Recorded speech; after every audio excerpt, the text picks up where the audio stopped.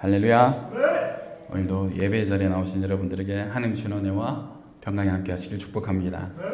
오늘도 너무 무더운 것 같습니다. 이번 주 계속 날씨가 계속 37도, 38도 이런 날씨가 예고되고 있던데 너무 더위 드시지 마시고 시원한 곳에서 잘 물 많이 드시면서 건강을 잘 지킬 수 있는 우리 모두가 되었으면 좋겠습니다. 예전에 제가 사역했던 교회 목사님이 이 교회는 항상 가장 따뜻하고 가장 시원한 곳이 되어야 된다고 강조하셨던 분이 계셨어요. 온양교회 목사님인데 우리 교회가 항상 가장 따뜻하고 가장 시원하고 가장 편한 곳이 될 수 있기를 소망합니다. 여러분, 우리는 살아가면서 많은 것을 준비하죠. 자녀들의 미래를 준비하고 또 우리의 노후를 준비하고 혹시 모를 일에 대비해서 저축을 하기도 합니다. 건강을 위해서 보험도 들고 생활에 어려움이 없도록 재산도 마련하죠. 이런 준비 자체가 잘못된 것이 아닙니다. 성경은 무책임하게 살라고 말씀하지 않습니다. 열심히 일하는 것도 가족을 돌보는 것도 미래를 준비하는 것도 반드시 필요합니다. 근데 오늘 말씀은 우리에게 한 가지 중요한 질문을 던집니다. 우리는 무엇을 준비하면서 살아가고 있는가? 이라는 질문을 던지는 것입니다. 제사는 많이 준비했는데 하나님을 만날 준비가 되어 있지 않다면 어떻게 되겠습니까? 노후는 준비했는데 영혼을 준비하지 못하면 어떻게 되겠습니까? 내일 먹을 것을 준비했는데 오늘 밤 하나님께서 우리의 생명을 부르신다면 어떻게 하겠습니까? 오늘 예수님께서는 바로 이 문제를 말씀하고 계십니다. 한 사람이 예수님께 찾아왔습니다. 형과 재산 상속 문제로 갈등이 생긴 사람이었습니다. 그는 예수님께 자기 형에게 말씀하셔서 유산을 나누게 해달라고 부탁합니다. 얼핏 보면 충분히 이해할 수 있는 문제 같습니다. 재산 문제 때문에 형제 사이가 털어질 수도 있습니다. 억울한 일을 당했다며 예수님께 도움을 요청할 수도 있습니다. 근데 예수님께서는 그 사람이 기대했던 것과는 전혀 다른 말씀을 하십니다. 누가복음 12장 15절입니다. 삶과 모든 탐심을 물리치라. 사람의 생명이 그 소유에 넉넉한 데 있지 아니하니라. 예수님은 형제 사이의 재산을 얼마씩 나눌 것인지를 계산해 주시지 않았습니다. 대신 그 문제보다 더 깊은 것을 보셨던 것입니다. 예수님께서는 이 재산 문제 뒤에 숨어있는 이 마음의 문제를 보셨습니다. 바로 탐심이었습니다. 우리는 문제가 밖에 있다고 생각할 때가 많습니다. 저 사람이 조금만 양보하면 될 텐데, 내가 이것을 조금만 가지면 될 텐데, 형편이 조금만 좋아지면 행복할 텐데. 그런데 예수님께서 말씀하십니다. 문제는 얼마나 가지고 있느냐가 아니라 무엇이 우리의 마음을 붙잡고 있느냐인 것입니다. 가난한 사람에게도 탐심이 있을 수 있고 부자에게도 탐심이 있을 수 있습니다. 탐심은 단순히 돈을 많이 가지고 싶어하는 그런 마음만을 말하는 것이 아닙니다. 이것만 있으면 나는 괜찮을 것이다. 이것이 나를 지켜줄 것이다. 이것이 있어야 행복할 수 있다. 하나님께서 계셔야 그 자리에 돈과 재산과 성공과 소유를 놓기 시작할 때 그것이 바로 탐심이 되는 것입니다. 그래서 탐심은 결국 우상 숭배와 연결되는 것입니다. 돈 자체가 우상은 아닙니다. 집도 땅도 재산도 죄가 아닙니다. 문제는 그러한 것들을 하나님보다 더 믿고 더 의지하는 것입니다. 하나님보다 돈이 나를 안전하게 해줄 것이라고 믿고 하나님보다 소유가 나를 행복하게 해줄 것이라고 생각하며 하나님 없이도 가진 것만 있으면 충분히 살아갈 수 있다고 생각하는 것입니다. 그래서 예수님께서 한 부자의 이야기를 들려주십니다. 이 사람은 농사를 지었는데 큰 풍년이 들었습니다. 그가 어떤 부정한 방법으로 돈을 번 것이 아니었습니다. 남의 것을 빼앗았다는 말씀도 없습니다. 오히려 농사가 너무 잘 되었습니다. 근데 문제가 생겼습니다. 곡식을 쌓아둘 곳이 부족했습니다. 그래서 부자는 고민합니다. 내가 곡식 쌓아둘 곳이 없으니 어찌할까? 그리고 곧 좋은 생각을 해냅니다. 기존 곳간을 헐어버리고 더 큰 곳간을 짓기로 하는 것입니다. 흥미로운 것은 이 원문에서 부자가 헐겠다고 하는 그 곳간도 복수고 새롭게 짓겠다고 하는 곳간도 복수로 시작된다는 것입니다. 이미 한 개의 곳간이 아니라 여러 개의 곳간을 가지고 있었는데 그것으로도 부족했던 것입니다. 더 많은 것을 담기 위해서 더 큰 여러 곳간을 짓겠다는 것이 이 부자의 계획이었습니다. 여기에서 우리는 이 부자의 마음을 보게 됩니다. 그에게 문제는 곡식이 너무 많다는 것이 아니었습니다. 많아도 만족하지 못한다는 그 마음이 문제였습니다. 이 사람의 욕심에는 참 이상한 특징이 있습니다. 가지기 전에는 그것만 가지면 만족할 것 같습니다. 그것만 가지면 다 해결될 것 같습니다. 그런데 막상 그것을 가지면 조금 더 좋은 것이 또 보이는 것입니다. 조금 더 가지면 행복할 것 같고, 그것만 가지고 그것을 마침내 가지게 되면 또 다른 것들이 보이기 시작하고 또 가지고 싶어집니다. 곳간이 작으면 더 큰 곳간을 원하고, 큰 곳간을 가지면 더 큰 곳간을 원하게 되는 것입니다. 그래서 욕심은 채운다고 사라지는 것이 아닙니다. 욕심은 채울수록 더 커질 때가 많습니다. 예수님의 비유에 등장하는 부자는 결국 이렇게 말합니다. 영혼아, 여러 해 쓸모를 많이 쌓아두었으니 평안히 쉬고 먹고 마시고 즐거워하자. 참 행복해 보입니다. 이제 걱정할 것이 없어 보입니다. 재산도 충분합니다. 먹을 것도 충분합니다. 노후 준비도 완벽합니다. 앞으로는 평안히 먹고 쉬고 마시고 즐기기만 하면 될 것 같습니다. 근데 이 사람의 말 속에 결정적으로 빠져있는 한 분이 계십니다. 바로 하나님이 없습니다. 그는 내 곡식, 내 곳간, 내 물건, 내 영혼이라고 생각합니다. 모든 것이 자기 것이라고 생각합니다. 그러나 가장 중요한 것을 잊어버리고 말았습니다. 그 생명은 자기 것이 아니라는 것입니다. 우리가 가진 집도 재산도 건강도 능력도 다 하나님께서 우리에게 허락하신 것이지만 무엇보다 우리의 생명 자체가 하나님의 것입니다. 그래서 하나님께서 말씀하십니다. 어리석은 자여, 오늘 밤에 내 영혼을 도로 찾으리니 그러면 내 준비한 것이 누구의 것이 되겠느냐. 저는 이 말씀 가운데 오늘 밤이라는 말씀이 참 두렵게 다가옵니다. 부자는 여러 해를 생각했습니다. 그러나 하나님께서는 오늘 밤이라고 말씀하십니다. 사람은 여러 해를 계획했지만 하나님께서는 오늘 밤을 말씀하시며, 사람은 미래를 자신의 것이라고 생각했지만 미래는 사람의 손에 달려있지 않습니다. 부자는 곡식을 계산할 수 있었습니다. 창고의 크기도 계산할 수 있었습니다. 재산이 얼마인지도 계산할 수 있었습니다. 그러나 자기에게 남아있는 생명의 시간이 얼마인지는 계산할 수 없었습니다. 사랑하는 성도 여러분, 우리도 그렇습니다. 우리도 달력에 다음 달 일정을 기록하고 내년 계획도 세웁니다.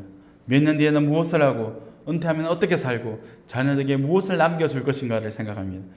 그것이 잘못되었던 것이 아닙니다. 다만 한 가지를 먼저 우리는 기억해야 합니다. 내일은 우리가 소유한 시간이 아니라는 것입니다.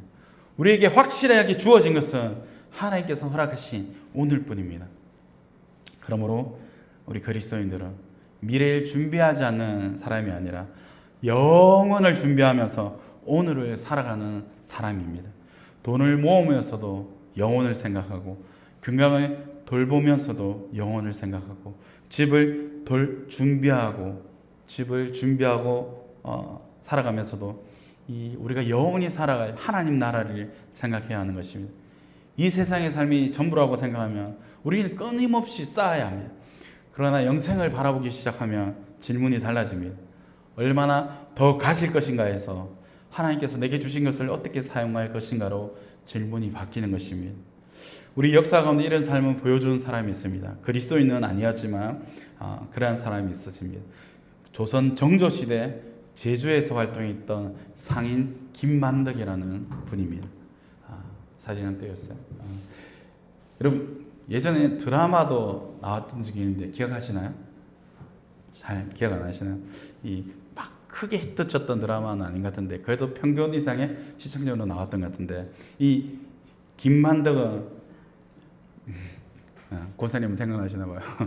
김만덕은 어려운 환경에서 성장했지만 장사를 통해서 큰 재산을 모아서 거상이 되었습니다.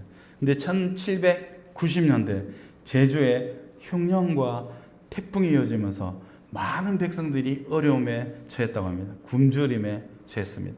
특히 1795년 큰 흉년이 닥쳤을 때 김만덕은 자신이 모아놓은 그런 재산들을 다 내놓아서 육지에서 곡식을 사들였고 그것으로 굶주린 제주 백성들을 구휼을 했다고 합니다. 그의 선행은 조정에까지 알려졌고 정조도 그 일을 높이 평가했다고 합니다. 김만등은 평생 재산을 모으지 않았다면 이 사람들을 도울 수 없었을 것입니다.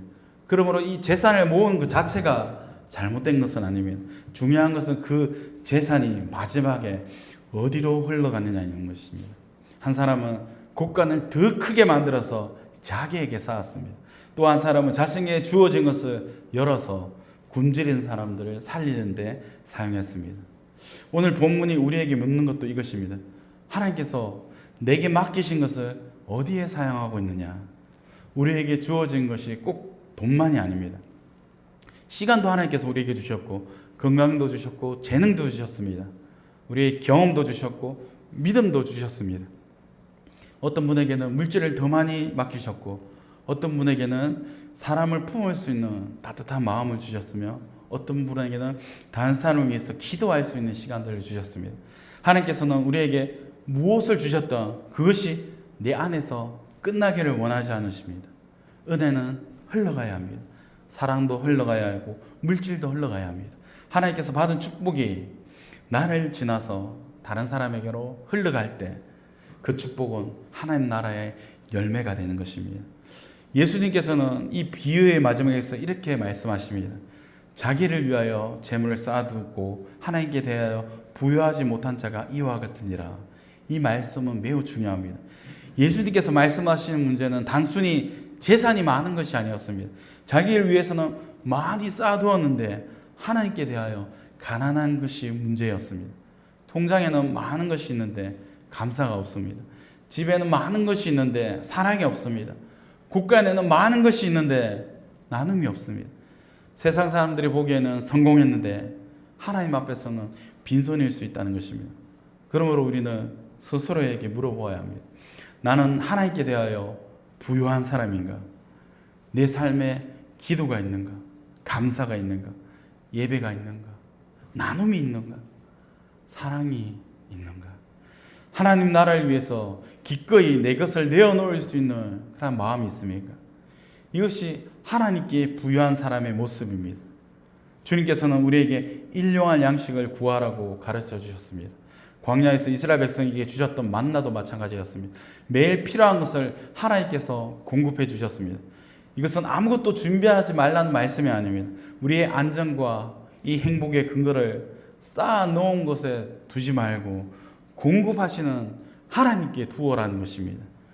우리의 삶을 지키는 것은 통장의 숫자도 아니고 곳간의 크기도 아닙니다. 집의 크기도 아닙니다. 우리의 생명을 붙들고 계시는 바로 하나님이십니다. 그래서 그리스도인은 세상과 다른 방식으로 살아갈 수 있습니다. 세상은 더 많이 가지라고 하지만 우리는 감사할 수 있습니다. 세상은 더 많이 쌓으라고 하지만 우리는 나눌 수 있습니다.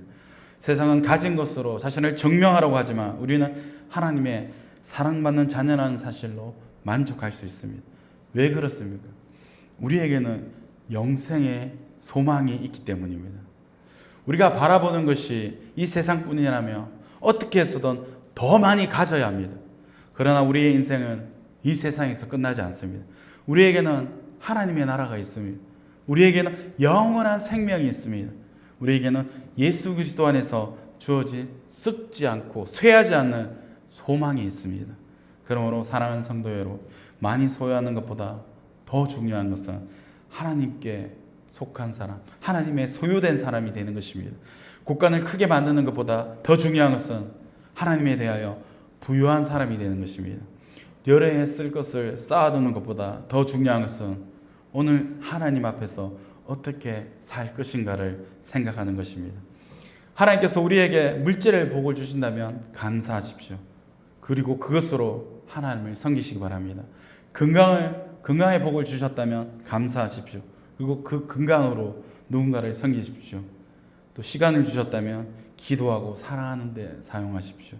하나님께서 우리에게 주신 축복은 우리 안에서 멈추라고 주신 것이 아닙니다. 나를 통해 누군가가 살고 나를 통해 누군가가 위로받고 나를 통해 하나님의 사랑이 드러나게 하시려고 맡겨주신 것입니다. 언젠가 우리 모두는 이 세상에 쌓아놓은 것을 내려놓고 하나님 앞에 서게 될 것입니다.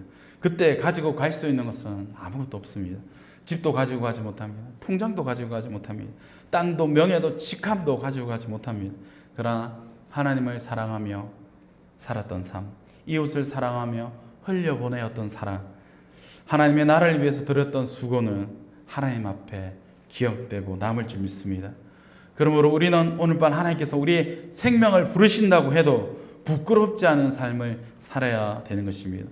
오늘의 삶을 감사하며 살고 주신 것을 기쁘게 나누며 살고 하나님께 대하여 부유하게 살고 영원한 하나님 나라를 바라보며 살아가야 되는 것입니다. 이 세상의 곳간만 바라보지 말고 영원한 하나님의 나라를 바라보아야 되는 것입니다. 소유의 넉넉함이 아니라 하나님 안에서 만족을 찾아야 하는 것입니다. 그리고 하나님께서 우리에게 맡겨주신 그 축복을 하나님을 섬기고 이웃을 살리는데 아름답게 사용할 수 있기를 바랍니다. 그래야 마지막 날 하나님 앞에 섰을 때 세상에서 많이 가지지 못했을지라도 하나님께 대하여 부유했던 사람, 자기 것만 채우지 않고 다른 사람의 빈 곳을 채워주었던 사람, 이 땅만 바라보지 않고 영생을 바라보며 살았던 사람으로 주님 앞에 설 수 있기를 바랍니다. 그러한 은혜가 우리 모두에게 있기를 주님의 이름으로 축원드립니다. 기도드리겠습니다.